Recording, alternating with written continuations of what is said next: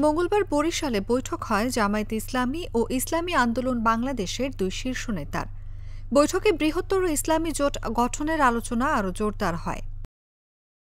এমন পরিস্থিতিতে ২০ দলীয় জোটের সাবেক জোটসঙ্গী খেলাফত মজলিসের সঙ্গে দীর্ঘ সময় পর গুলশান চেয়ারপারসন রাজনৈতিক কার্যালয়ে আনুষ্ঠানিক বৈঠক করে বিএনপি। বৈঠক শেষে সাংবাদিকদের সঙ্গে আলাপকালে বিএনপির স্থায়ী কমিটির সদস্য নজরুল ইসলাম খান জানান, কোনো ইসলামী জোট নিয়ে দুশ্চিন্তা দেখছে না তাদের দল।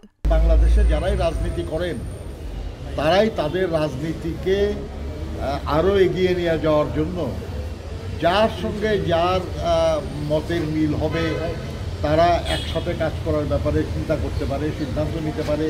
এদের নিয়ে কারো কোনো দুশ্চিন্তা থাকার তো কোনো কারণ নেই। এক সময় একজন এক দল আর এক দলের বিরোধিতা করেছে, সমালোচনা করেছে, আবার আন্দোলনের এক পর্যায়ে যারা তারা একমত হয়েছে, এটাতে অস্বাভাবিক আর কি আছে? আজকে যারা একমত কালকে আবার একমত নাও থাকতে পারে, এটাও ঘটেছে বাংলাদেশে বহু, তাতেই বা অবাক হওয়ার কি থাকতে পারে?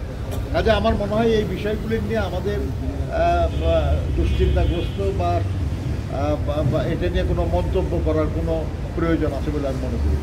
এ সময় জাতীয় ঐক্য সুসংহত করতে আন্তদলীয় সংলাপ অব্যাহত থাকবে উল্লেখ করে খেলাফত মজলিসের মহাসচিব ড আহমেদ আব্দুল কাদের বলেন, সংস্কার শেষে দ্রুত সময় নির্বাচন অনুষ্ঠানে বিএনপির সঙ্গে ঐক্যমত্য আছে তাদের। বিভিন্ন দলগুলোর মধ্যে সংলাপ করতে হবে, এটা আমরা একমত হয়েছি। ২, দ্রুত সময়ের মধ্যে প্রয়োজনীয় সংস্কার সম্পন্ন করে জাতীয় নির্বাচন ব্যবস্থা করা, দ্রব্যমূল্য নিয়ন্ত্রণ, আইনশৃঙ্খলা পরিস্থিতির উন্নয়নের উদ্যোগ নিতে হবে।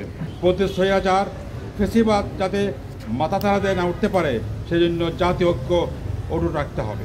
খুন, গুম, হত্যা, নির্যাতনের যারা জড়িত দ্রুত বিচার আইনের আওতায় এনে তাদের বিচার ব্যবস্থা করা। আওয়ামী লীগের গুম খুনের বিচার, দ্রব্যমূল্য নিয়ন্ত্রণ, আইনশৃঙ্খলার উন্নয়ন সহ স্বৈরাচার যাতে পুনরায় মাথা চাড়া দিতে না পারে সেসব বিষয়েও ঐক্যবদ্ধ থাকার কথা জানায় নেতারা। অনুভা বিশ্বাস, জাগো নিউজ।